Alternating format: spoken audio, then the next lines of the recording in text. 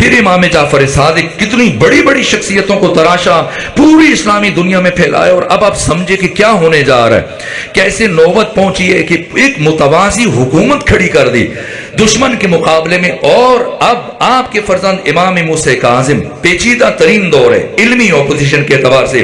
कल मैंने आपके सामने इशारा किया कि 5 तबकात इमाम के मुकाबले में, और इमाम को सरनगू करने के लिए, इमाम को शिकस्त के लिए, और इन 5 का मुकाबला अकेले इमाम मूसा काज़िम ने करना है, वो भी जिंदान में रहते हुए मुकाबला करना है। लेकिन कैसे इमामत फरमाई, इंसान हैरान हो जाता है। एक तरफ बनु अब्बास के हुक्मरानों का किरदार, वक्त नहीं है कि मैं बयान कर सकूं, हादी ने क्या किया, महदी ने क्या किया, मंसूर दवानकी ने क्या किया, अबुल अब्बास सफ़ा ने क्या किया। 4 साल पहले इसने हुकूमत की 132 से 136 तक।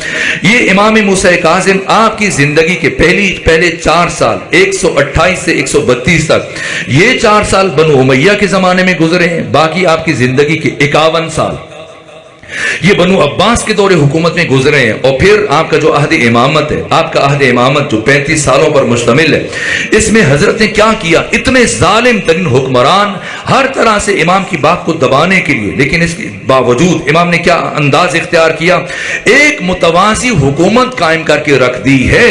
यानी खुद आप समझें, अभी जो मैं जुमले अर्ज करूंगा खुद इमाम अली इब्न मूसा रिजा से मुतल्लिक, तो आप सोचिएगा कि कैसे तशय्युअ इतनी बड़ी कुव्वत बनी है कि मामून जैसा हुक्मरान जो अपने सगे भाई अमीन को कत्ल कर रहा है, लेकिन वो इमाम अली इब्न मूसा रिजा को नजरअंदाज नहीं कर सकता। अगर नजरअंदाज करे उसकी हुकूमत की बका खतरे में पड़ जाएगी।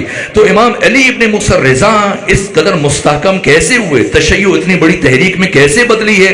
ये पिछले आइम्मा ने वो काम किया मुसलसल शब रोज पे, हम 1 साल बजाय खुद, 1 महीना बजाय खुद, 1 हफ्ता बजाय खुद, 1 दिन बजाय खुद, इन आइम्मा ने 1 घंटे के लिए भी कार इमामत को रुकने नहीं दिया। चाहे आजाद हैं, चाहे जिंदान में है, नजरबंदी है, कैद है, बेड़ियां हैं, पाबंद हैं, कैसे भी हालात क्यों ना हो, इन आइम्मा दीन ने किस तरह से इस्लाम की तरवीज की और तशय्युअ को निज़ाम के तौर पर मुतारिफ कराया और इतनी बड़ी कुव्वत बना दिया कि अब तशय्युअ नाकाबिल तस्खीर होता जा रहा है। इमाम अली इब्न मूसा रिजा के बाद फिर आइम्मा की जिंदगी का ये 3रा दौर शुरू होता है। तफसीलात और जुज़ियात कभी किसी और मरहले में अर्ज करूंगा। लेकिन खुद इमाम मूसा काज़िम, एक तरफ सफ़ान बिन जम्माल, सफ़ान बिन यहया जिनका लकब जम्माल है, जम्माल जमल से, चूंकि आपने बहुत ज्यादा हजारों की तादाद में ऊंट रखे थे और ये ऊंट किराए पर देते थे। हारून और रशीद हज के लिए जाना चाह रहा था, इसने 2000 ऊंट, जैसे आपके यहाँ शहर तलगंग में बहुत सारे लोग गाड़ियों का कारोबार करते हैं, कुछ लोग गाड़ियां खरीदते हैं, बेचते हैं, कुछ रेंट के ऊपर गाड़ियां देते हैं, किराए पे देते हैं, लेके जाइए। इसी तरह से सफ़ान बिन यहया जम्माल ये ऊंटों का कारोबार करते थे, ये किराए पर ऊंट देते थे। और अब खुद हारून के पास इतनी बड़ी मिकदार में ऊंट नहीं थे, इसने पूरे लाव लश्कर के साथ जाना था, अफराद को, खवातीन को भी साथ लेके जाते थे। तो इस तरह से जी 2000 ऊंट किराए पर लिए। जब किराया तय पा गया, सब कुछ तय हुआ, तो अब जाने से पहले इमाम से मुलाकात हुई। इमाम ने फरमाया, आप हमें बहुत अजीज हो, लेकिन आपका एक अमल मुमकिन है कि आप और हमारे दरमियान जुदाई का सबब बन जाए। तो सफ़वान बिन यहया जम्माल ने पूछा, फर्जंद रसूल कैसा अमल? का ये जो तुमने हारून को ऊंट दिए, का वो शिकार के लिए नहीं जा रहा है, अय्याशी के लिए नहीं जा रहा है, किसी जंग के लिए नहीं जा रहा है, लड़ाई झगड़े के लिए नहीं जा रहा है, हज के लिए जा रहा है। इमाम ने फरमाया, क्या तू ये नहीं चाहता कि तुम्हें तुम्हारे ऊंट जिंदा और सलामत वापस मिले? का चाहता हूं। फरमाया, क्या तू नहीं चाहता कि तुम्हें तुम्हारे ऊंटों का किराया वापस मिले, पूरी मिकदार में मिले जो तय हुआ? का मैं चाहता हूं। कहां तुम्हारे ऊंटों का वापस तुम्हें मिलना और इनका किराया इसी मिकदार में जो तय हुआ, एक सूरत में तुम्हें मिल सकता है, अगर हारून जिंदा रहे। अगर वो मर गया तो तुम्हें तुम्हारा किराया कौन देगा? तुम्हारा मुआहदा उसके साथ हुआ। तो जो तुम किराया चाहते हो, उससे ये चाहते हो कि तुम्हें तुम्हारे ऊंटों की उजरत मिले, किराया मिले, तो ये एक सूरत में मिल सकता है कि हारून जिंदा हो। इसका मतलब ये है कि तुम बिलवास्ता तौर पर तागूत और बातिल और हमारे दुश्मन की जिंदगी की ख्वाहिश कर रहे हो। उसी लम्हे तायब हुए जनाब सफ़वान बिन यहया, कहा मुझे कबूल है और मैं गलती की मुआफ़ी चाहता हूँ। और उसी लम्हे जाकर हारून से मुआहदा तोड़ा और हारून ने कहा कि मुझे पता है कि तुम क्यों मुआहदा तोड़ रहे हो, यकीनन तुम्हें मूसा काज़िम ने कहा होगा, लेकिन इसके बावजूद मैं तुम्हें कत्ल भी करवा सकता हूँ, जिंदान में भी डाल सकता हूँ, लेकिन चूंकि तुम्हारे बाप और मेरे बाप के दरमियान दीनीना मरासिम थे, ताल्लुकात थे, और तुम्हारे मुझ पर कुछ एहसानात ऐसे रह चुके हैं, इसलिए मैं तुम्हें मुआफ़ कर रहा हूँ। अब समझे, एक तरफ सफ़वान बिन यहया जम्माल को امام نے معاہدے سے دستبردار کر دیا۔ دوسری جانب آپ دیکھیں تو علی بن جقتین ہے، اور علی بن جقتین خود عہدہ چھوڑنا چاہتے ہیں، ہارون الرشید کے وزیر ہیں، وزیر اعظم ہیں، اور جب کہا امام سے کہا کہ باطل حکومت ہے، طاغوتی حکومت ہے، میں اس نظام کا حصہ نہیں بننا چاہتا اور میں اسے چھوڑنا چاہتا ہوں، حضرت نے فرمایا میرا حکم ہے کہ تم اس ذمہ داری کو انجام دو، لیکن میں یہ چاہتا ہوں کہ جتنا عرصہ اس عہدے پر رہو تم نے مومنین کی خدمت کرنی ہے، ہمارے محبوں کی، ہمارے شیعوں کا خیال رکھنا ہے، اور اگر تم مجھ سے یہ وعدہ کر کہ ان کو ان کے حقوق دلائے گا، ان کا خیال رکھے گا اور ان کی مدد کرے گا، تو میں موسیٰ کاظم تم سے 3 وعدے کرتا ہوں، اگر تم مجھ سے ایک وعدہ کر کے اگر کبھی میرا کوئی مومن تیرے پاس آ گیا تو اس کی تکریم کرے گا، اس کی عزت کرے گا، اس کا خیال رکھے گا اور اس کی ممکنہ مدد کرے گا، تو میں تم سے وعدہ کرتا ہوں نہ تمہیں تلوار سے قتل کیا جائے گا، نہ کبھی تمہیں زندان میں ڈالا جائے گا، نہ کبھی تمہارے مال میں کمی آئے گی، کہ میں وعدہ کرتا ہوں۔ آپ دیکھیے پھر قدم قدم پر کس طرح سے امام نے، جبکہ ہارون الرشید کے جاسوس مسلسل علی بن جقتین کے بارے میں آ کے بتاتے تھے کہ ابھی وہ یہ کر رہا ہے، یہ کر رہا ہے، یہ کر رہا ہے، امام پہلے سے اسے خبر دے دیتے تھے، جیسے وہ خلعت کا تفصیلی واقعہ وہ پھر کسی اور موقع پہ عرض کر دوں گا، یا وضو کر رہے تھے اس کی تفصیلات ہیں۔ یوں کیا کیا امام نے ایک متوازی حکومت کھڑی کی، جس کا ایک سیاسی نظام ہے، جس کا ایک ثقافتی نظام ہے، جس کا ایک مذہبی نظام ہے، جس کا ایک تربیتی نظام ہے، جس کا ایک تعلیمی نظام ہے، اور ایک پورا سلسلہ اسلامی دنیا میں مختلف شہروں میں، مختلف قریوں میں، مختلف دیہاتوں میں اپنے وکلاء، اپنے نمائندے، اگر کوئی وہاں سے اٹھ کے آتا امام سے ملنے کے لیے، بات مسئلہ پوچھتا یا آپ کو خمس پیش کرتا، مال خدا مال امام فرماتے کہ یہ لے جاؤ اور میرے نمائندے کے ہاتھ پہ دینا، اور جو مجھ سے پوچھنا چاہتے ہو میرے نمائندے سے اور میرے وکیل سے پوچھنا، اور وہ جو جواب تمہیں دے اسے میرا جواب سمجھ کر قبول کرنا۔ یہ ایک متوازی نظام بنایا، جس کا نتیجہ یہ ہوا کہ اتنی کمزور حکومت، یعنی بنو عباس کی مضبوط ترین حکومت، اس میں دراڑیں پڑنا شروع ہو گئی، مختلف خطوں سے بغاوتیں شروع ہو گئیں، اور بڑھتے بڑھتے یعنی خود اب مسئلہ ہے کیوں قید میں رکھا ہوا ہے، قتل کر دے امام کو، راستے سے ہٹا دے، شہید کر دے، لیکن نہ، خود اب تشیع اتنی قوت بن رہی ہے کہ اسلامی دنیا میں اب ہارون کے مقابلے میں ممکن ہے کہ وہ اٹھ کر شورش برپا کر دیں۔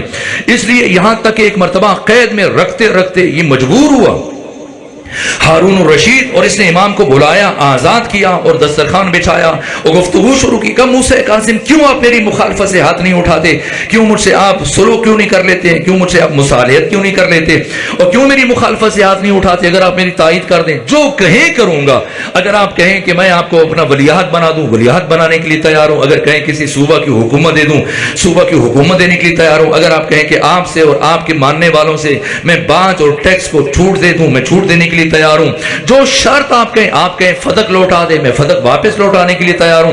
امام نے باقی تمام باتوں کو کوئی اہمیت نہیں دی، لیکن جیسے ہی ہارون الرشید نے کہا کہ اگر آپ کہیں فدق لوٹا دوں، میں آپ کو فدق لوٹانے کے لیے آمادہ ہوں، تو جیسے یہ جملے کہے امام موسیٰ کاظم علیہ السلام نے سر اٹھایا اور کہا کہ ہاں یہ بات ممکن ہے، اگر تو فدق ہمیں واپس کرے تو پھر تم سے مصالحت ممکن ہے۔ یہ سنا تو کہا میں ابھی لکھ کے دیتا ہوں تحریر، آج ہی فدق آپ کی تحویل میں لے لیا جائے گا۔ امام نے فرمایا نہ، اگر فدق دینا ہے تو پورے حدود اور قیود کے ساتھ آقا کے بتائیے کیا حدیں ہیں فدق کی اور کیا سرحدیں ہیں فدق کی۔ یہ بس اوقات بعض افراد فدق لفظ کہتے ہیں، فدق غلط ہے، لفظ فدق ہے۔ فدق کی حدود کیا ہیں؟ حدود اربع۔ یہ میں نے اس لیے کہا کہ ممکن ہے دوست پریشان ہو جائیں کیونکہ کثرت سے فدق سنتے ہیں، بھائی میں فدق کہہ رہا ہوں تو نہ، اسی لیے عرض کر رہا ہوں۔ تو امام سے پوچھا کہ بتائیے کیا حدود ہے فدق کی، تو امام نے فرمایا کہ پہلی حد عدن ہے، دوسری سمرقند ہے، تیسری حد بخارا ہے، چوتھی بحیرہ احمر ہے، پانچویں حد ہندوستان ہے۔ جب امام ایک ایک حد کا نام لے رہے تھے تو اس کے چہرے کی رنگت بدلتی چلی جا رہی تھی، یہاں تک کہ غصے سے اٹھ کے کھڑا ہو گیا، لال پیلا ہوا۔ کہا اس کا مطلب یہ ہے موسیٰ کاظم کہ جتنی حکومت میرے پاس تصرف میں، یہ ساری حکومت اٹھا کر آپ کو دے دوں؟ تو امام نے فرمایا کیا تو یہ سمجھتا ہے کہ میری دادی فاطمہ زہرا چند کھجوروں کے درختوں کے لیے حاکم کے دربار میں گئی تھی؟ یہ ہم اہل بیت کا حق ہے جس پر تو قابض اور قبضہ کر کے بیٹھا ہے۔ دوبارہ سے امام کو زندان میں منتقل کیا، یہاں تک کہ چونکہ امام کی میلاد کا دن گزرا، اسی نسبت سے میں چاہتا ہوں کہ آج امام کی ذکر پر گفتگو کو تمام کر دیا جائے۔ اور پھر اس نے دوبارہ سے امام کو قید میں منتقل کیا، اور قید میں منتقل کرنے کے بعد اب اس نے ارادہ کیا کہ امام کو قتل کرے، لیکن اب اس نے دیکھا کہ اگر اس حالت میں امام کو قتل کرتا ہے تو مبادا اس کے خلاف شورش برپا ہو جائے، ہنگامہ کھڑا ہو جائے، اور جو امام کی محبوبیت بڑھ چکی ہے، امام کی دلوں میں عزت بڑھ چکی ہے. تو اس ممکنہ خطرے سے بچنے کے لیے اس نے ایک کام کیا, اپنے مشیروں سے پوچھا کہ بتاؤ اگر میں اس حالت میں موسیٰ کاظم کو قتل کروں تو پھر میرے لیے مشکل کھڑی ہو جائے گی, پریشانی بن جائے گی, حالات کو کنٹرول کرنا میرے لیے مشکل ہو جائے گا, کچھ ایسا بتاؤ کہ ان کی قتل سے پہلے اس محبوبیت کو ختم کر دوں, دلوں سے محبت کو ختم کر دوں.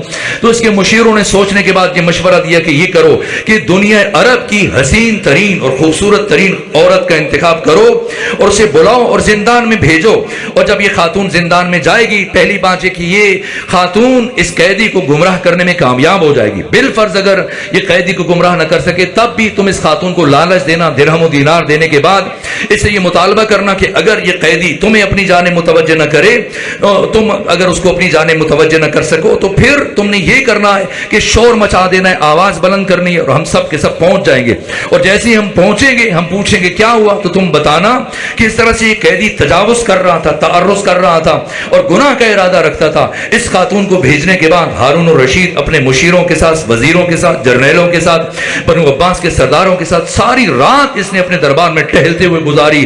ابھی زندان سے آواز آئے گی, ابھی زندان سے آواز آئے گی, لیکن رات گزر رہی ہے, یہاں تک کہ رات گہری ہوتی چلی گئی اور کوئی آواز نہ آئی, یہاں تک کہ رات جب ختم ہونے پہ آئی, سحر کا وقت قریب آ رہا تھا. ایک مرتبہ اس کی پریشانی بڑھی کہ آخر کیا وجہ ہے, ابھی تک اس خاتون کی طرف سے کوئی آواز نہیں آ رہی. ایک مرتبہ اس نے اپنے سندی بن شائق کو بلایا کہ کیوں آواز نہیں آ رہی ہے, تو کہا کہ آپ کہیں تو میں بلاتا ہوں, اس خاتون کو پوچھتا ہوں کہ نہیں, ہم خود جا کر دیکھنا چاہتے ہیں کہ راز کیا ہے, سبب کیا ہے, جس مقصد کے لیے اس خاتون کو بھیجا ابھی تک کوئی آواز کیوں نہیں آ رہی. یہ اپنے مشیروں کے ساتھ, سالاروں کے ساتھ اور اپنے وزیروں کے ساتھ, بنو عباس کے سرداروں کے ساتھ چلتا ہوا جب زندان میں پہنچا عجیب منظر دیکھا. ایک طرف امام موسیٰ کاظم علیہ آلاف و تیت و ثنا کا سر سجدے میں, اور دوسری جانب وہ خاتون جسے گمراہ کرنے کے لیے بھیجا تھا اس کا سر بھی سجدے میں. ادھر امام موسیٰ کاظم کی زبان سے یہ ذکر جاری ہے سبوح قدوس رب الملائکۃ والروح, اور ادھر جس خاتون کو گمراہ کرنے کے لیے بھیجا تھا اس کا سر بھی سجدے میں, اور یہی ذکر اس کی زبان سے جاری ہے. غصے سے آگے بڑھا, اس خاتون کو بالوں سے پکڑا اور چلا کر کہنے لگا میں نے تمہیں کس مقصد کے لیے بھیجا تھا, تم کیا کرنے لگ گئی. کہا ہارون مجھے معاف کرو, میرا کوئی جرم نہیں, میرا کوئی قصور نہیں, تم نے مجھ سے جیسے کہا میں نے بالکل ویسے ہی کیا. میں برابر کئی گھنٹوں تک بیٹھ کر اس قیدی کو اپنی طرف متوجہ کرتی رہی, آوازیں دیتی رہی, لیکن یہ قیدی اتنا مستغرق اور محو تھا ذکر خدا میں, عبادت الہیہ میں, کہ اسے محسوس تک نہیں ہوا کہ کوئی اس کے قریب بیٹھ کر اسے آوازیں دے رہا ہے. یہاں تک کہ جیسے جیسے رات گہری ہوتی چلی گئی میں نے محسوس کیا اتنی روحانیت اور اتنی نورانیت ہے اس قیدی کی ذکر میں, عبادت میں, سجدے میں, یہاں تک کہ میں نے محسوس کیا کہ مجھے یوں لگنے لگا کہ پوری کائنات اور اس زندان کا ذرہ ذرہ اس قیدی کے ساتھ ہم آواز ہو کر خدا کی تسبیح اور تمجید اور ذکر میں مصروف ہے. یہاں تک کہ میں نے اتنی نورانیت محسوس کی کہ زمین سے لے کے آسمان تک مجھے نور کا سلسلہ متصل نظر آیا, اور جب میں نے محسوس کیا کہ پوری کائنات حق تعالیٰ کی بندگی اور عبادت میں اس قیدی کے ساتھ ہم آواز ہو چکی ہے, تو لاشعوری طور پر, غیر ارادی طور پر میرا سر بھی سجدے میں چلا گیا اور میری زبان سے بھی یہی ذکر جاری ہو گیا. یہ بندگی کا سلیقہ ہے. یہ امام موسیٰ کاظم نور خدا, وہ معیار عبادت جو عالم لاہوت میں, عالم اسماء و صفات میں جو 14 جس طرح خدا کی بندگی کرتے تھے, یہاں آنے کے بعد بھی معیار عبادت میں کوئی فرق نہیں پڑتا ہے. یہ موسیٰ کاظم, یہ آپ کا شرف, یہ آپ کا مقام, یہ معیار سجدہ, یہ معیار بندگی. ایک جملہ رک کر کہہ دوں, چاہتا ہوں کہ چھوڑ دوں لیکن اب جی چاہتا ہے کہ بات مکمل ہو جائے, اگرچہ وقت محدود ہے, تو ایک اشارہ کر کے آگے بڑھوں. انبیاء, اس لیے میں نے کہا کہ یہ 14 انبیاء کے معلم ہیں, یہ 14 انبیاء کے مرشد ہیں, یہ 14 انبیاء کے استاد ہیں. انہوں نے ملائکہ کو خدا کی بندگی کا سلیقہ تعلیم دیا, انہوں نے انبیاء اور رسول کو خدا کی بندگی کا سلیقہ تعلیم دیا. کسی نبی کے ساتھ بھی نہ ان کے علم کا تقابل ہے, نہ ان کی صفات کا تقابل ہے, نہ ان کی عبادت اور معیار سجدہ کا تقابل ہے. جناب یوسف جن سے متعلق اللہ نے قرآن مجید میں 111 آیتیں اتاری ہیں, اور اس داستان کو اللہ نے قرآن مجید کی سب سے بہترین داستان قرار دیا, اور احسن القصص کا, قرآن کا سب سے اچھا اور بہترین قصہ کا جناب یوسف کا واقعہ.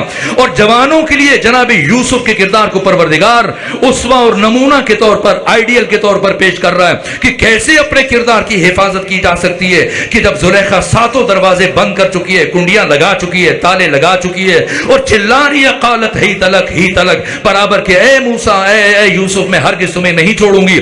اور جب مسلسل بڑھ رہی تھی اور جناب یوسف کہہ رہے کہتے معاذ اللہ، خدا کی پناہ۔ اس مرحلے میں خدا کا وعدہ متحقق ہوا کہ جو لوگ تقوی الہی اختیار کرتے ہیں وہ یجعل لہ مخرجا یجعل لہ فرقانا، خدا مشکلات سے نکلنے کے لیے ان کے لیے راستے بناتا ہے۔ یہ کبھی ارادہ تھا جناب یوسف کا، جب ساتوں دروازے بند تھے، ساتوں طرف سے تالے لگے ہوئے تھے، ایک مرتبہ یوسف زلیخا کے آگے دوڑے، تالے ٹوٹتے چلے گئے، دروازے کھلتے چلے گئے اور یوسف اپنا کردار بچانے میں کامیاب ہو گئے۔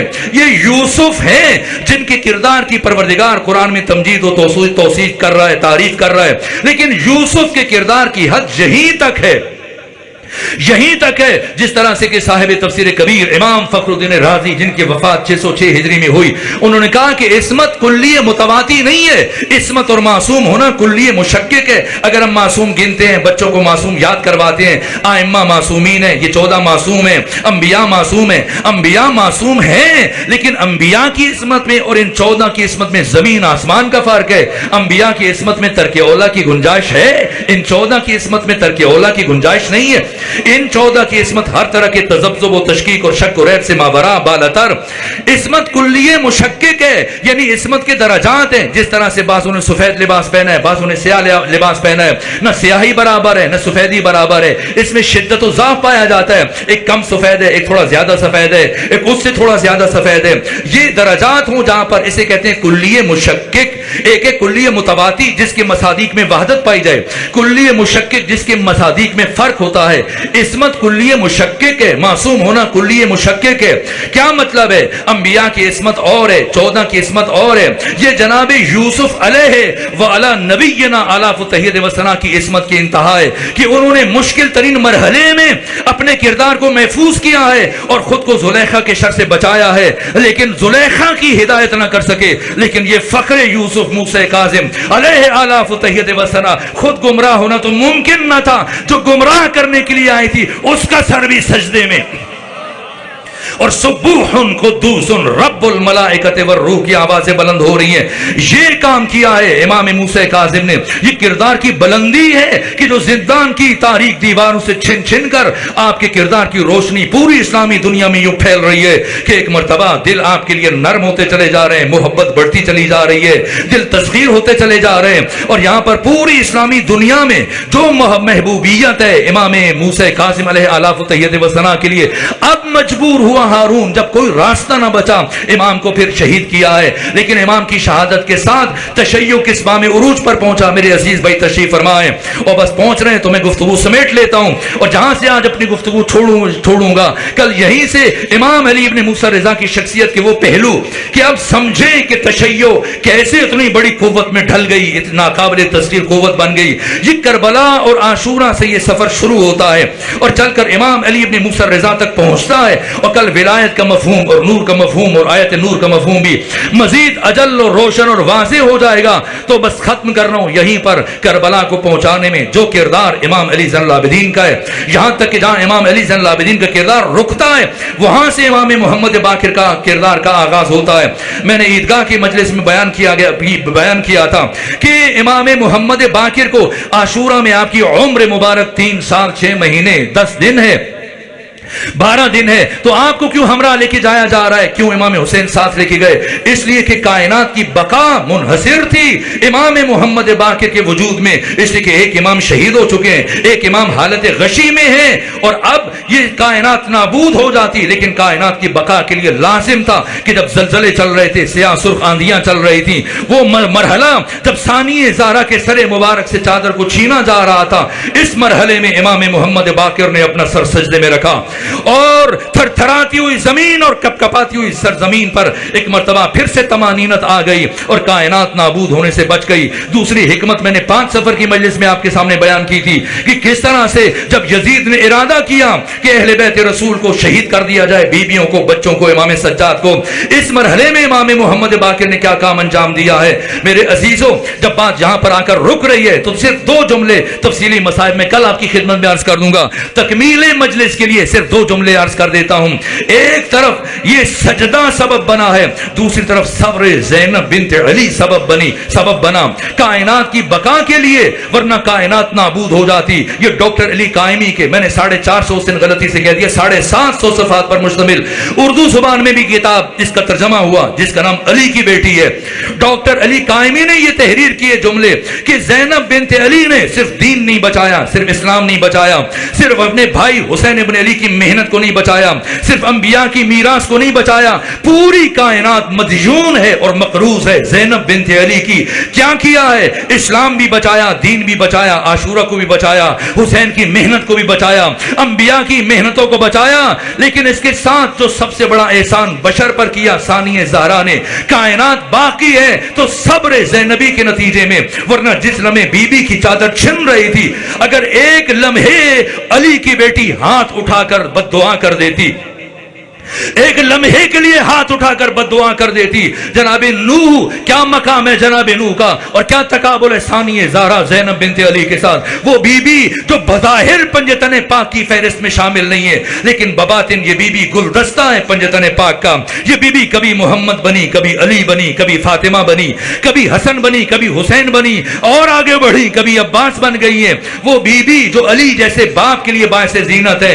جب جناب نوح, کسی نے جناب نوح کی بیٹیوں کے در چھینے تھے, کسی نے جناب نوح کے رخسار پر تماچے مارے تھے, کسی نے جناب نوح کے بیٹوں کو قتل کیا تھا, نہیں, صرف 950 سال تبلیغ کی, تبلیغ کا اثر ظاہر نہیں ہوا تو بد دعا کی, رب لا تذر علی الکافرین علی الکافر دیارا. اس پوری کائنات میں کسی ایک کافر کو زندہ نہ چھوڑنا. آپ کی دعا مستجاب ہوئی, پوری کائنات زیر آب آ گئی, صرف وہ لوگ بچے جو آپ کے ساتھ کشتی میں سوار تھے. تو آپ کو آدم ثانی کہا جاتا ہے. اگر نوح دعا کرے تو آپ کی دعا مستجاب ہوتی ہے, تو وہ بی بی جن کا مقام اور شرف ہزاروں گنا جناب نوح سے بلندتر ہے, جو اپنے زمانے کی محمد ہے, اپنے زمانے کی علی ہے, اپنے زمانے کی فاطمہ. ثانیہ زہرا کیا مطلب؟ یہ محض لفظ نہیں ہے. ثانیہ زہرا کا مطلب یعنی حیات زینبی, حیات فاطمی کا تسلسل ہے. بظاہر فاطمہ زہرا 11 ہجری میں شہید ہوئی ہے, لیکن بباطن فاطمہ زہرا زینب بنت علی کی شکل میں زندہ ہے. اگر ایک مرتبہ ثانیہ زہرا ہاتھ اٹھا کر بد دعا کر دیتی تو کائنات کو کی بساط کو لپیٹ دیا جاتا. اب کائنات اگر قیامت تک باقی ہے صرف اور صرف صبر زینبی کے نتیجے میں.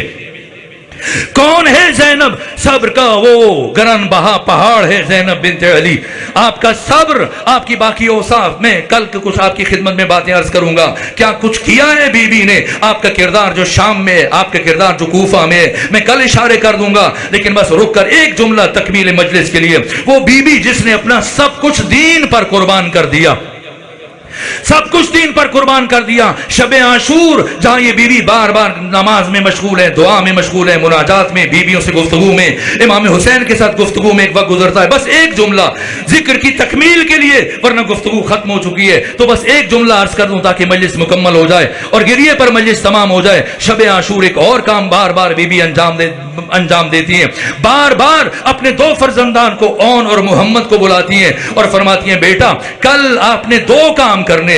ایک کام آپ نے سب سے پہلے خود کو اپنے ماموں حسین ابن علی پر قربان کرنا ہے, اور آپ نے علی اکبر سے پہلے اپنی قربانی پیش کرنی ہے. اور دوسرا کام یہ کرنا ہے کہ اگر آپ کی دسترس ہو جائے عمر ابن سعد تک, تو آپ نے اپنے ماموں کے سب سے بڑے دشمن کا سر تن سے جدا کرنا ہے. اور تیسری وصیت جو بی بی فرما رہی تھی کہ اگر آپ کو فرات تک جانے کا موقع مل جائے, درے فرات تک جانے کا موقع مل جائے, تو خبردار پانی نہ پیجیے گا, اس لیے کہ آپ کے ماموں حسین آپ سے زیادہ پیاسے ہیں. یہاں تک کہ روز عاشور جب یہ دن ابھرا ہے, وہ بار بار ثانیہ زہرا خواہش کر رہی ہیں, اور جب اون و محمد سامنے آتے ہیں, بی بی کہتی ہے ابھی تک آپ شہادت کے لیے نہیں گئے. یہاں تک کہ بڑی مشکلوں سے اجازت ملی ہے, اور بی بی نے امام حسین کو اپنے حق کا واسطہ دیا ہے. اور جب تیار کیا جناب اون کو, امام حسین نے تیار کیا جناب محمد کو, جناب ابو الفضل عباس نے تیار کیا. اب یہ دونوں بھائی چلے, اور چلتے ہوئے اون نے محمد سے کہا میں میمنہ کی طرف سے حملہ کروں گا, تم میسرہ کی طرف سے حملہ کرنا. اور ہم میمنہ اور میسرہ سے گزرتے ہوئے عمر ابن سعد سے قریب پہنچیں گے, قلب لشکر میں اس کا کام تمام کریں گے تاکہ ماں زینب بنت علی کی وصیت پر عمل ہو جائے. یہاں تک کہ دونوں بھائی چلے, حملہ کرتے ہوئے, صفیں الٹتے ہوئے, میمنہ کو الٹ رہا ہے, ایک بھائی میسرہ کو الٹ رہا ہے, اور صفوں کو چیرتے ہوئے اس طرح سے آگے بڑھ رہے ہیں کہ ایک مرتبہ عمر ابن سعد نے دیکھا کہ 2 بچے برابر میری طرف بڑھتے چلے جا رہے ہیں, اور اس نے دونوں کے تیور جب مشاہدہ کیے, کہا یہ تو مجھے قتل کرنے کا ارادہ رکھتے ہیں. ایک مرتبہ اپنے جرنیلوں کو آواز دی کہ خبردار ایک ایک کر کے ان کے مقابلے میں نہ آنا, یہ علی کے نواسے ہیں, یہ جعفر طیار کے پوتے ہیں, یہ علی کی شجاعت کے وارث ہیں, سب چاروں طرف سے ان پر ٹوٹ پڑو.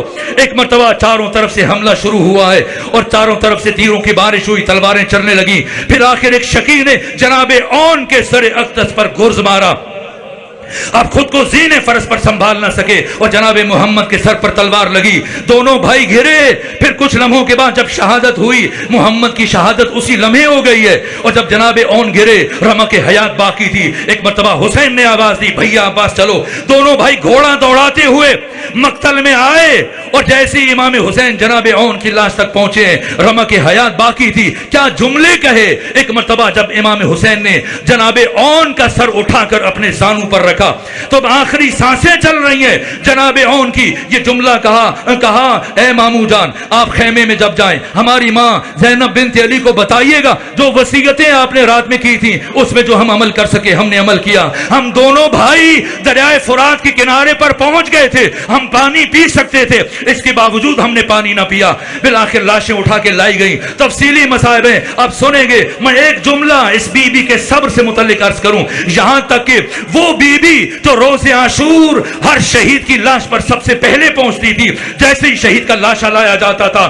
لیکن جب اون محمد کی لاشیں پہنچی, ایسے بی بی کا رویہ تھا گویا جانتی نہیں ہے. ایک مرتبہ اور پھر کوفہ میں وہ مرحلہ, اور پھر شام میں جب سر واپس لائے گئے, سب سروں پر گریاں تھا ہر سر کے آنے پر. لیکن جب اون محمد کے سر لائے گئے, ثانیہ زارا اس جانب نہیں دیکھ رہی ہیں. یہاں تک کہ کسی نے پوچھا کیا ان کی ماں مر چکی ہے یا حاضر نہیں ہے, لیکن کسی نے بتایا وہ بی بی جو بیٹھی ہے ایک گوشے میں وہ ان دو شہیدوں کی ماں ہے. یہ شام میں بھی گریہ نہیں کیا. بی بی پلٹ کر آئی واپس مدینہ اور گھر نہیں گئی, پہلے مسجد نبوی کی طرف چلی اور آواز دی کہ سب لوگ مسجد نبوی سے باہر چلے جائیں, مجھے تنہائی میں اپنے نانا سے کچھ باتیں کرنی ہے. جب سب چلے گئے, بی بی اس حجرے میں پہنچی ہے اور جہاں قبر رسول تھی اور آگے چلتی ہوئی آئی, حجرے کے دروازے کو بند کیا, قبر رسول پر ایک قمیض کو پھیلایا جس پر خون کے سرخ نشانات تھے اور کہا یہ آپ کے بیٹے حسین ابن علی کی قمیص ہے جسے امت نے 3 دن کا بھوکا اور پیاسا شہید کیا. اس کے بعد بی بی نے رونا شروع کیا, گریہ شروع کیا اور رفتہ رفتہ اپنے بازوؤں سے آستینوں کو الٹنا شروع کیا اور کہا نانا جان اٹھیں دیکھیں یہ جو نشان ہے یہ رسیوں کے نشان ہے, رسیوں کے نشان ہے. آپ کی بیٹی کو کربلا سے کوفہ سے شام تک رسیوں میں باندھ کر لایا گیا. اور یا رسول اللہ, نانا جان اگر میرے لیے ممکن ہوتا میں آپ کو دکھا سکتی, آپ کو اپنی پشت دکھاتی جو تازیانوں سے سیاہ ہو چکی ہے. پھر آئیں اپنی ماں کی مزار پر آئی ہیں, نہ اپنے نانا کی مزار پر اون محمد کی بات کی ہے, نہ اپنی ماں کی قبر پر اون محمد کی بات کی ہے. لیکن جیسی بس آخری جملہ, جیسی بی بی اپنے گھر میں داخل ہوئی ہے اور صحن سے گزرتے ہوئے جیسی بی بی نے اس حجرے میں ایک مرتبہ دروازہ کھولا اور 2 جائے نمازوں پر نگاہ پڑی, بالآخر ماں تھی.